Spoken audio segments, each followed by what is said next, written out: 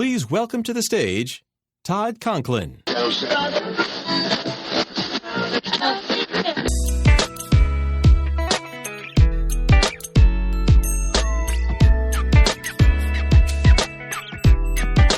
Howdy, friends. Todd Conklin, the Pre-Accident Investigation podcast. You're here. You've made it. You've made it to the podcast. It's happened. One more week has gone around the calendar. No, off from next to. You know what I'm going to. You know where I'm getting with this. I'm so glad you're here, and I hope you're excited to be here. That's the perfect combination. I am just now settling back in post-Bluegrass Festival. Oh, yes. So big excitement at the Bluegrass Festival. First of all, there was a band called Steel Wind that I discovered. I didn't discover. What am I saying? I discovered. I happened to hear them, which therefore was a new thing for me. I heard them on Stage 5 in Winfield, which is a killer place to play. And they're great. And they do a song called F5. She's an F5, like an F5 tornado. Well worth Googling. In fact, I think I'm going to play a clip of it on an upcoming podcast. I kind of have that in my brain to do. So you'll get to hear it. That's nonetheless. The big excitement was that the golf cart company changed. So, I rent a golf cart. It's my most exciting thing of the year is I rent a golf cart for the weekend and drive around the campgrounds. And it's not just me. I mean, there's tons of people. But the company that was handling it changed, and a new company came in, and I didn't get a reservation. Oh, no. I mean, this could be terrible because they go really fast. Fortunately, my friends came to the rescue and got me a reservation at the last minute, and I got the very last golf cart. In fact, my golf cart was so last golf cart that it wasn't even certified to use at night. So to use a golf cart at night, at least at Winfield, it has to have lights on the front and lights on the back. And this golf cart did not have those. So there we were, and the campground, driving around the campground listening to music, pretty much, I mean, you can do it all the time, but the nighttime's kind of the most fun. I mean, that's when you want to do it, right? So they got the golf cart, and then we went into improvisational mode, adaptation. We entered work as done, not work as imagined. And I stopped and bought bicycle lights that have pretty cool lights, too. They have kind of a rubber clip on them, and I was able to clip the two. I got two sets, so I clipped the two headlights on either of the uprights that hold the roof on the golf cart. Does this even matter? I can't believe the detail I'm going at. Can you tell how into this I am? And the back two lights I clipped to the thing that holds the golf bags. And it worked great. I made it through the most aggressive golf cart police person, and she was quite. In fact, we didn't make it the night before with a flashlight taped to the roof. That did not cut it. But the new system at night looked really like it was factory direct. I mean, it was pretty amazing. So it ended up being really fun. We had a great time. Cannot tell you how much fun that festival is. If you're in the music festivals at all, they're all great. I mean, there's not really bad ones, but this one's so interesting because there are so many stages that everybody kind of is always rotating around, and you can sort of shop, pick and choose, sort of shop which bands you want to hear, and then the bands just roll out to the campground where they also have these professional sound, professional lighting stages. I mean, there's also picking around the campfire. Mostly what I notice people do is pick guitar either around porta potties, which strikes me as an odd place to play guitar. Well, maybe it's a good place. I mean, there's always gas. Oh, hello, thanks, I'm here all day. And light poles. But it's really fun. We had a great time. A good time is had by all, which is what I'm coming off of. So now I'm back in it. No golf cart for me. I'm in a golf cart free environment now. I did save the lights, though, for next year. So I think if this problem comes up again, we're so ready for this problem. That is exciting and fun, too. So that's really fun. So the podcast today is our buddy Matt Comfer. And if you don't know Matt's from Quanta Services, which is just a giant service company that helps the energy industry. If you don't know about them, you ought to look them up. They're the biggest company you never heard of. And I think that's kind of, in a way, maybe by design. They don't really have they don't create a user consumable experience for everyone. They're very finite in who they help, and they help with pipelines and linemen and cell phones and all that kind of stuff. So they provide services. They're in a really, really big transition, and it's been a pretty interesting journey to watch because there's definitely been some ups and there's been some downs.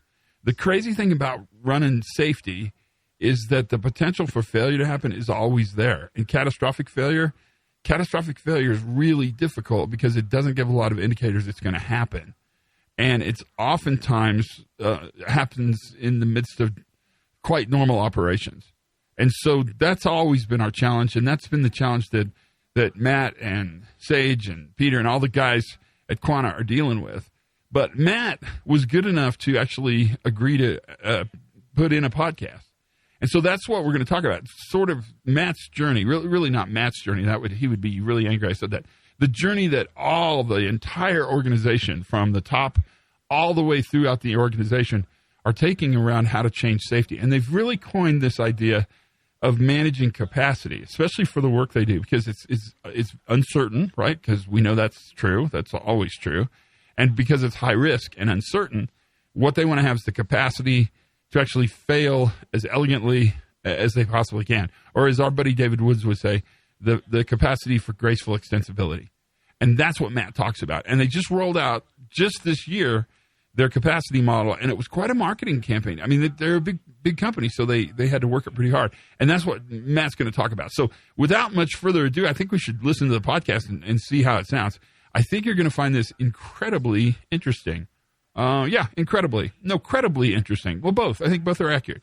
So here we go. This is Matt Comfer from Quanta Services, and he's going to talk to you about their journey into the applied use of these new ideas. So let's listen. The journey's been great. It's been exciting. The capacity model is ready for rollout. Today was the big rollout day. So as I told everybody this morning, the rocket ship is blasting off today, and we all have a seat on it. So let's go. So walk us through the capacity model. What are you guys thinking, and really, why'd you make the decisions you guys made? It's pretty interesting to watch this. Well, Todd, it's what we've talked about a lot for the last 18 months. You know, our incident rates are low. For all of our careers, we've chased frequency, the numbers, and they're down as low as they've ever been, and our exposure is higher than it's ever been. We're working more man hours and hurting fewer people. It's really good. We are still having outliers, those life-changing events, and we're going after them, and that's what the capacity model is all about. It's putting capacity into our work and understanding that people are human and they're going to make mistakes, and changing our thinking. It's not if a mistake happens, it's when that mistake happens, and understanding and accepting the fact that our employees will make a mistake, but we're going to have capacity for failure, so they walk away. Is this in lieu of your industrial safety efforts that you've done for a while, or plus your industrial safety? How's that fit together? It's plus. We're not going to get away from prevention. We said prevention is the foundation of everything we do. It's got to be there. We're still going to look at it, and we're still going to go after it hard. But this is on top of that. We got to look and learn from the context of events, not just chase frequency. And you're saying something amazing, because this idea that your incident rates are as low as they've ever been, but your contact hours are higher than they've ever been before, means you're in a position where you really have less predictive data and way more risk. So I can see the need to probably look at things differently. What's been your biggest lesson in turning the aircraft carrier and in making this change happen? It's a big question. If I was to give advice, I don't know if this is a lesson, but to get senior management first. At first, I think we did this, and I think I promised a podcast a year ago. We were sitting in the same hotel talking about it. We really had to get senior management to buy in, but before that, I had to get bought in. It took me a while. I'm a traditional safety professional. I've been doing this for 18, 20 years, something like that, and it took me a while to evolve. And then I had to sit down with our CEO several times and took him a while to evolve. And as you saw today, he's very supportive today and where we're going. So I guess a lesson, or just suggestions as you start the journey, start at the top and get buy-in first, and then start building the program. Well, let me make a comment on that, because I think one of the most interesting things about your CEO is that he's okay with the conflict. He's okay. In fact, he almost encourages people to push back, and he's okay with that conflict, which I actually see as really a positive as it relates to creating change. I also think it makes your job not easier. Easier is the wrong word, but it makes it okay to push back. And if it's okay to push back, that probably is a pretty good increase in learning. How's that been from your side of the equation? No, it's awesome. Of course, it raises the stress level when you have a conflict with your boss or your CEO, especially. But he's always been that way, no matter what the topic is, and he encourages us. Let's get it on the table and talk about it. Conflict makes us better. And you saw on stage today, him and I have ongoing conflict about zero. And what do we say around zero? And him and I are not lined up, but yet the way he describes it, I kind of get, and I think I'm there. Yeah, if I can summarize, I think what's interesting is he's not going to let go of zero. And I think it's because he morally feels like he can't let go of zero, which I get totally. But he's also willing to say, if we don't strive for excellence, we'll never be excellent.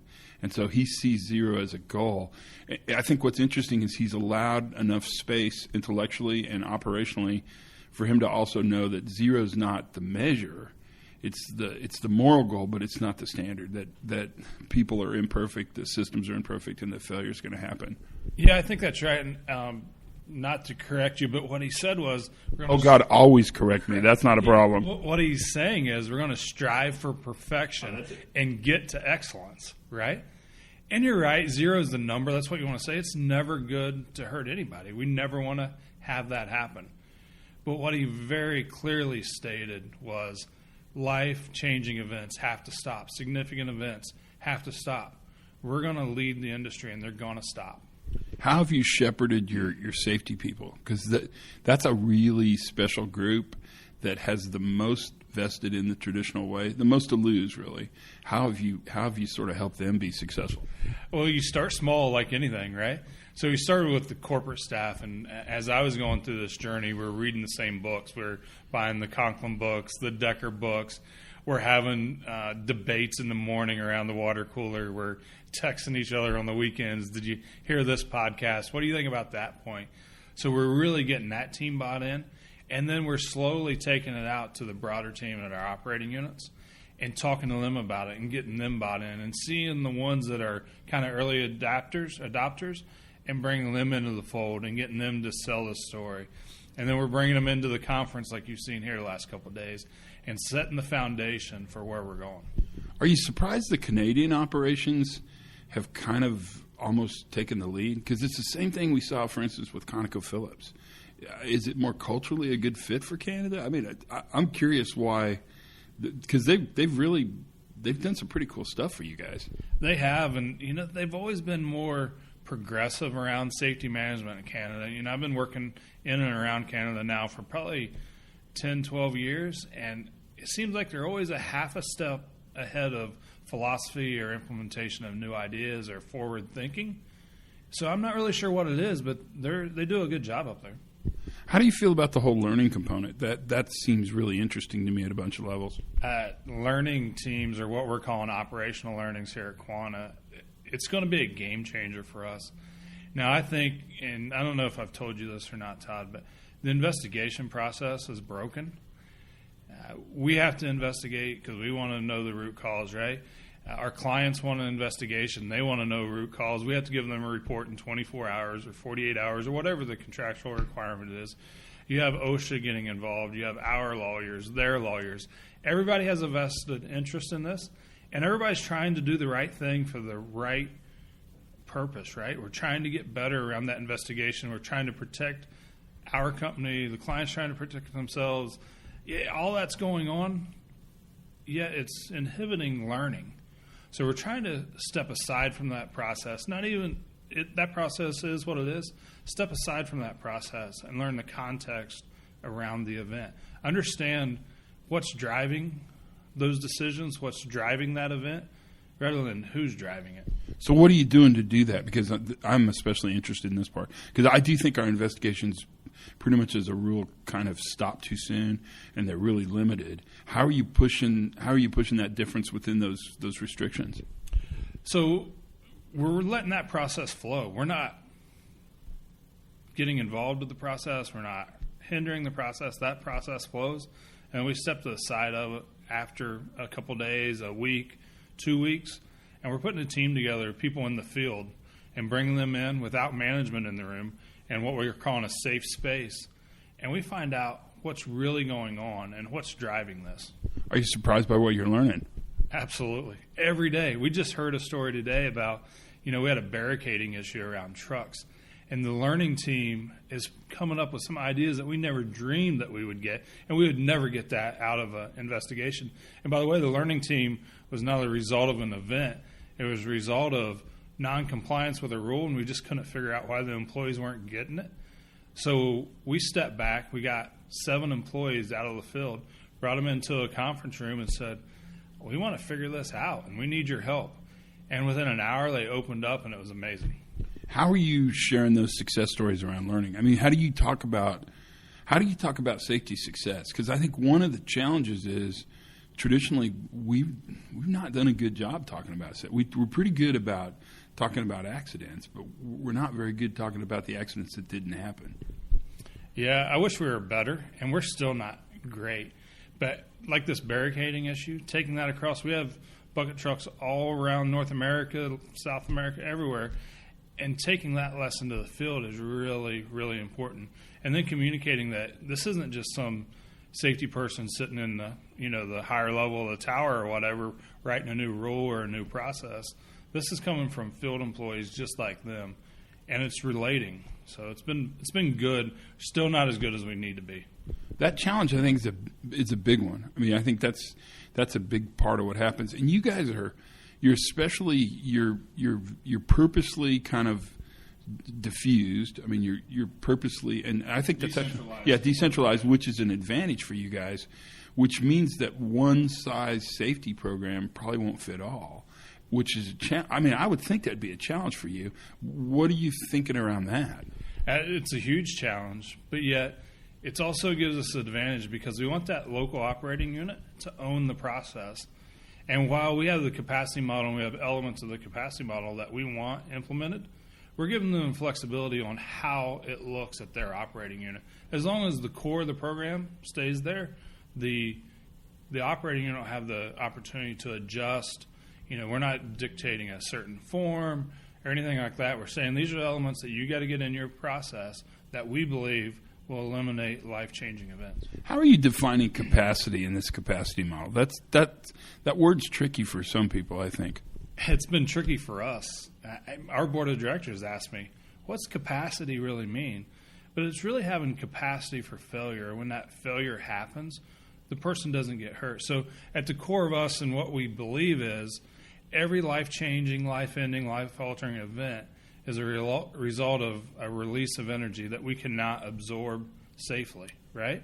So when that event happens, do we have controls in place that protect our employees? And that's how we measure capacity. So when you look at a task going on that there's a high energy, whether it's electricity or pneumatic, whatever it might be, do we have multiple layers of controls? And what we're saying is we want 2 layers of controls between our crews, our employees, and energy.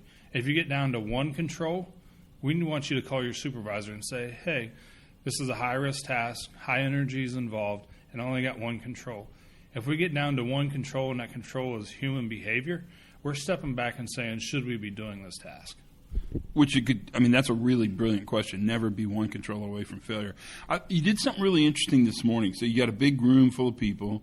I don't know, 400 or 500 people is a big room. And you started with a safety moment, but you did a safety moment on AEDs. And the crux of that was that since you put AEDs in the field, 25 people haven't died.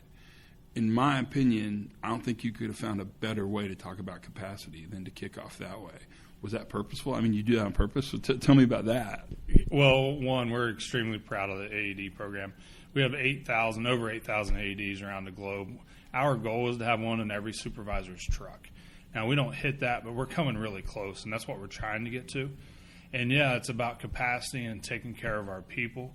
So we often start with, emergency planning. And we just filmed this video that you saw this morning, and it's really heartfelt. 2 stories from our employees. One was on the job. One was an employee's father that got saved by a company AED. And starting that just kind of gets the meeting going, understanding what capacity is all about. I think you said it in your remarks, is that's capacity. right? Having that AED with us. Yeah, I think that's interesting. So you've rolled it out. What's next for you guys? What are you thinking now? What happens tomorrow? I told my team this morning it took a lot of work to get to where we are today and be proud. But the sun's going to come up tomorrow, and we got a long way to go. Damn it. Yeah, we have implementation, right? This is kickoff. There's still a long road. One of the things that we've done early on, and it's kind of trickled out a little bit, I'll say today we kind of dropped the green flag on the capacity model. Early on, being just a couple months ago, we trickled out sticky, and those have probably heard us talk about sticky, or the stuff that kills you. That's very nice. Stuff is that's a good use. Well, I had to say stuff because sometimes my mom listens to this, and I don't know if your technology actually bleeps us out. I have no bleeper. And I told Mom I couldn't cuss in front of her, so she saw the sticky video for the first time this weekend. What'd she say? That's so funny. She said, I warned her. I was like, Mom, I got to tell you, I cuss in this video, but it's bleeped out. She said, well, why did you have to cuss? On the other hand, she took it home and showed Dad, and I guess Dad loved it. So I don't know what that says, but it's pretty cool. But we trickled out sticky or stuff that kills you, and that term has really resonated with the workforce and has taken off. And many of our clients are using it now. It's surprised us of how it's just our employees have latched on, and we're seeing it on job briefings now without real formal training. Like we've just done awareness level training. And we're finding job briefings now where our employees will just draw a box and say, this is what's sticky on my job site, and this is what I'm doing about it. And that's really what we're trying to do. When we walk to a job, we're asking them, we want them to ask 3 questions. What's sticky? What am I doing about it? And is that enough? And if we can drive that conversation every day, every task, multiple times a day, we're going to get somewhere. Well, I think you are. The most amazing thing is I was in Australia and New Zealand just last month, and they're using sticky over there, and they got it from me. I mean, it's from you guys, and it doesn't require a lot of training. I mean, it's really a brilliant way to identify the critical work that's identifiable, and to ask those follow-up questions. I mean, I think this is kind of a game changer for the industry. Yeah, I agree. We didn't know it at the time. You go back 2 years, and I was a big SIF person, SIF P, SIF A's, A SIFs, P SIFs, whatever they're called, man, I was on that bandwagon. And in theory, I'm still on the bandwagon, but I would go out to the employees, even our middle management. I'd talk about SIF, and it's like, man, did you go to a conference last week? Or what is this? It's like, we got to quit talking safety speak. We got to, and it's not dumbing down. These employees are incredibly intelligent, but it's using terminology that they get and that they understand and that they can apply.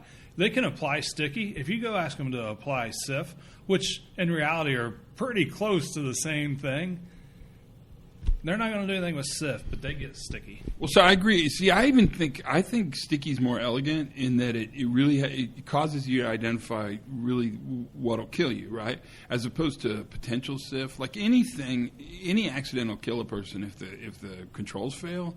So this whole idea of, that potentially could have been a fatality.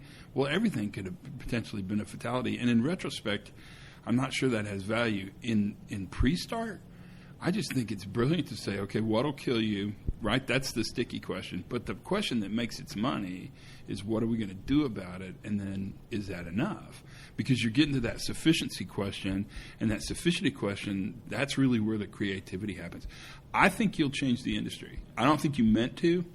I don't think it was your guys' plan to sit in a conference room and invent sticky, but you did.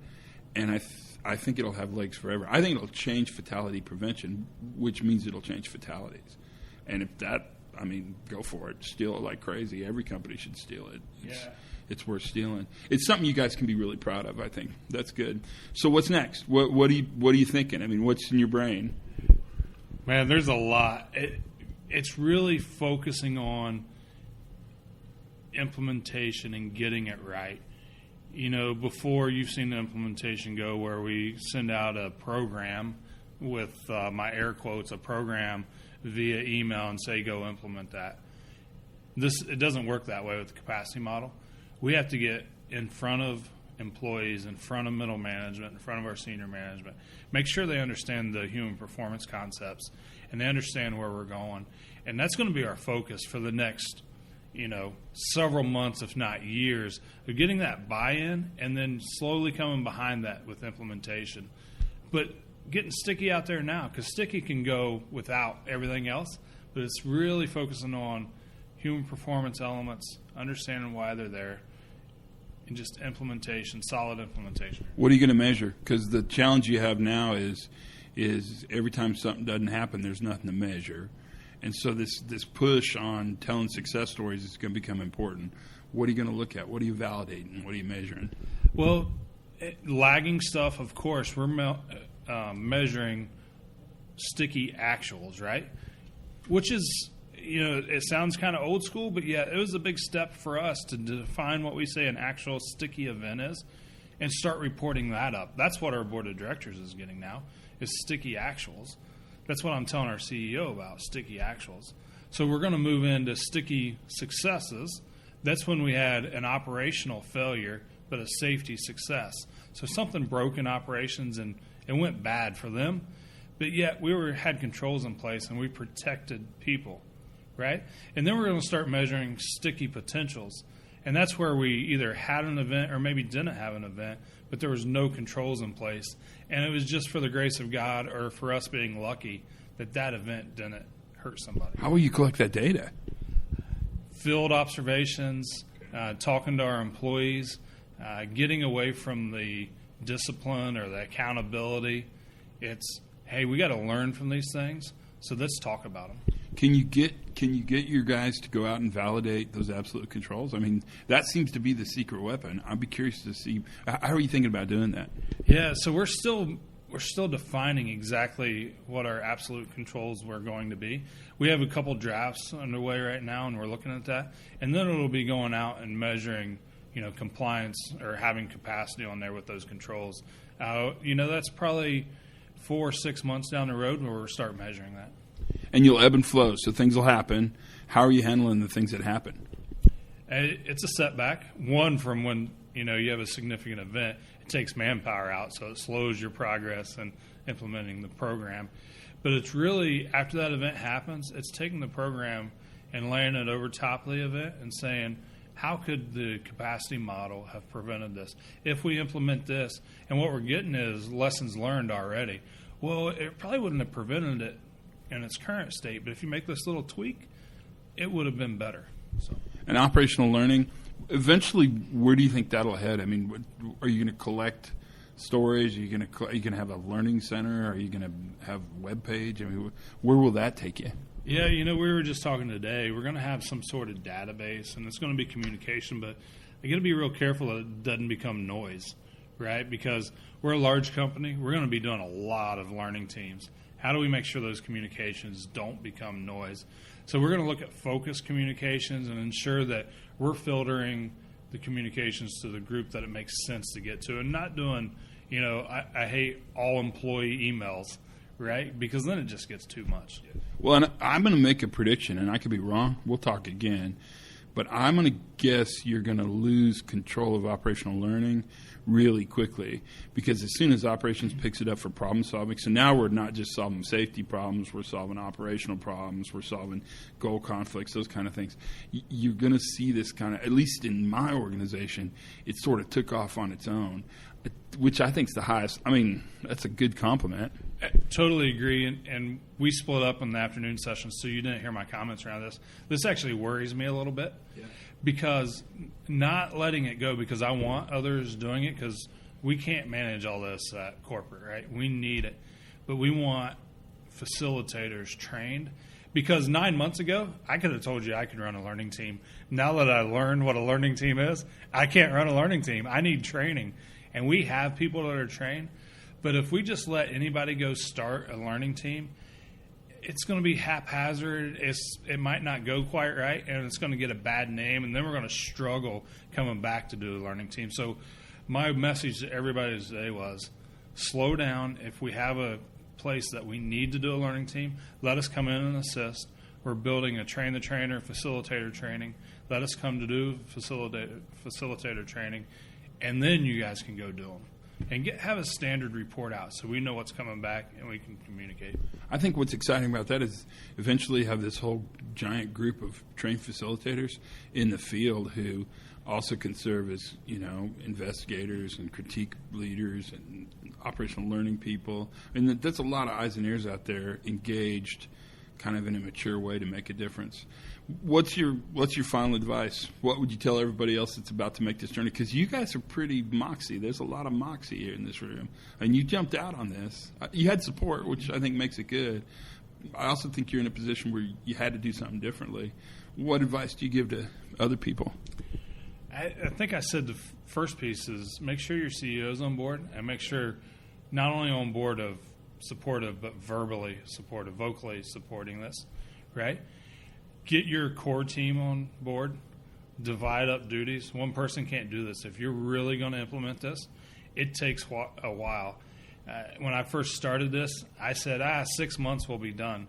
I'm saying 2 years now, just to get the program built and ready for implementation. So go slow, be diligent, but start moving now. I guess if I was to offer any advice, start moving now. The way we've looked at safety over the years, whether it's rules-based or behavioral-based, they were all good. And I said this morning, they played a critical role to get us to where we are today.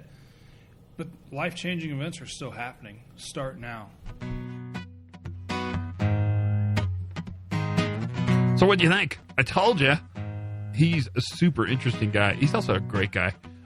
If you need advice, pick up the phone. I mean, he's definitely on a journey and willing to share his information as much as he possibly can. I'm just glad to get to know him. I mean, what a great thing. He's just a really good guy. You totally dig it. And I'm really proud of what they're doing and the way they're doing it. They're moving the industry because they're such a big part of it, but they're moving the industry in a way where what they really do is manage these systems that have failure capacity. They have the ability to fail elegantly and safely, and that equates to, well, quite honestly, better world peace and love and harmony and all good things you can think of. That's a big part of it. So that is the podcast. I'll let you go because I'm a little long, but I didn't know what to cut. So there we go. Enjoy. Thanks for listening. Tell your friends, subscribe if you haven't. It means a lot to me. It means a lot to just have you on board. Until then, they'll learn something new every single day. I bet you did today. Have as much fun as you possibly can. And for goodness sakes, be safe.